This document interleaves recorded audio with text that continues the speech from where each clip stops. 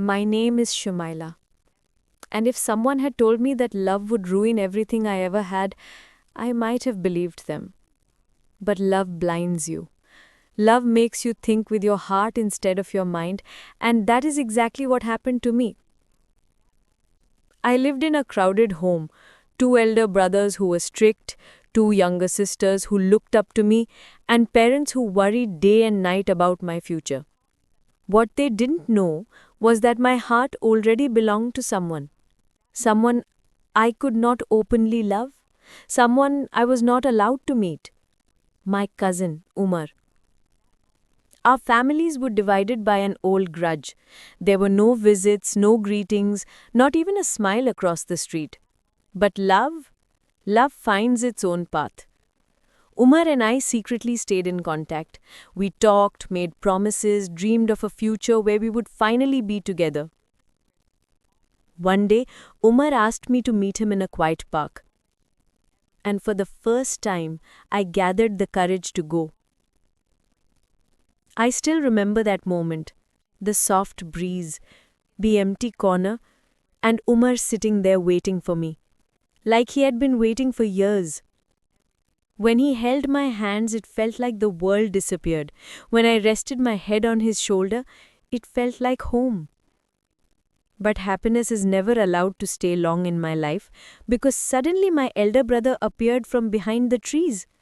His anger was like fire, his disappointment like poison. He grabbed my arm, pulled me away from Umar, shouting, "So this is what you do behind our backs?" I tried to explain, but he didn't listen. He dragged me home, humiliated me in front of my mother, and by night they had already decided my future. They said I had shamed the family. They said I had no right to love. They said a girl like me must be married off quickly. Within days, a proposal arrived from my father's friend's son. And without asking me, without considering my heart, they said yes. I was married before I could even understand what was happening. And just like that, my world changed forever.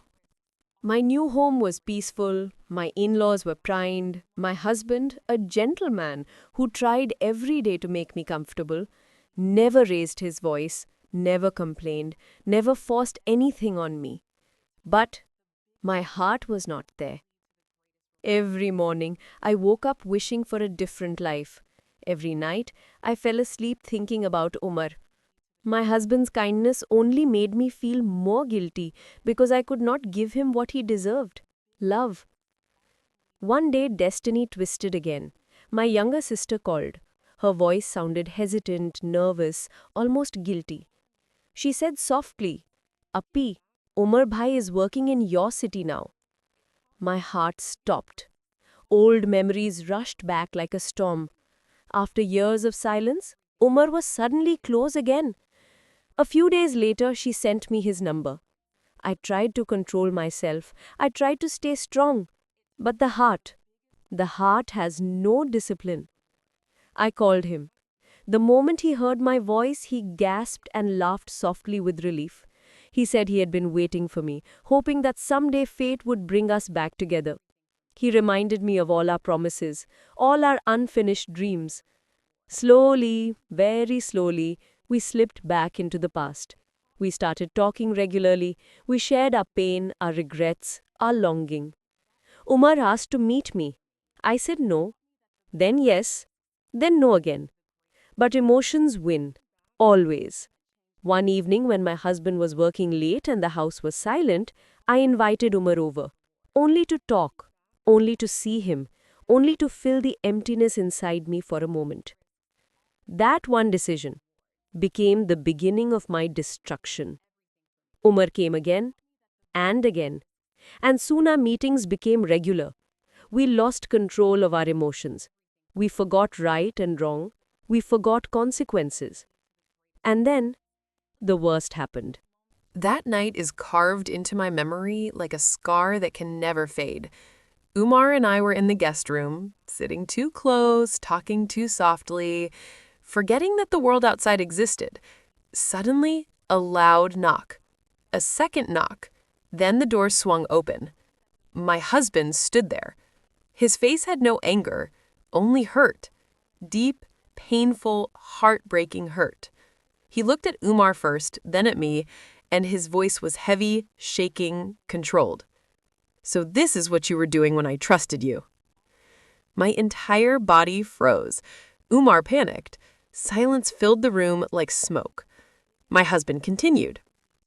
"You think I'm a fool? You think I didn't notice? The late calls, your strange behavior, the way you avoided me." Then he revealed something that shocked even me. He said he had not been drinking the tea I gave him. He suspected something was wrong. He had been watching, quietly, waiting. And now he had caught me with proof. He took a deep breath as if trying not to break apart and said, "I gave you respect. I gave you a home. I asked for nothing. But you destroyed everything." Then the words came. The words that ended my world. "There is no place for you here anymore. I divorce you." My knees gave out.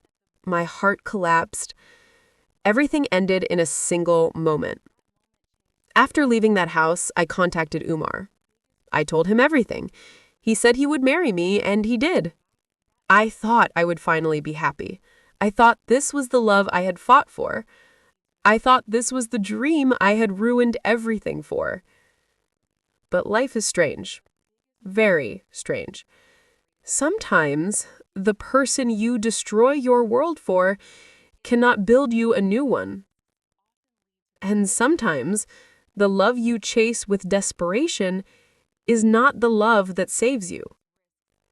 Today I live with Umar.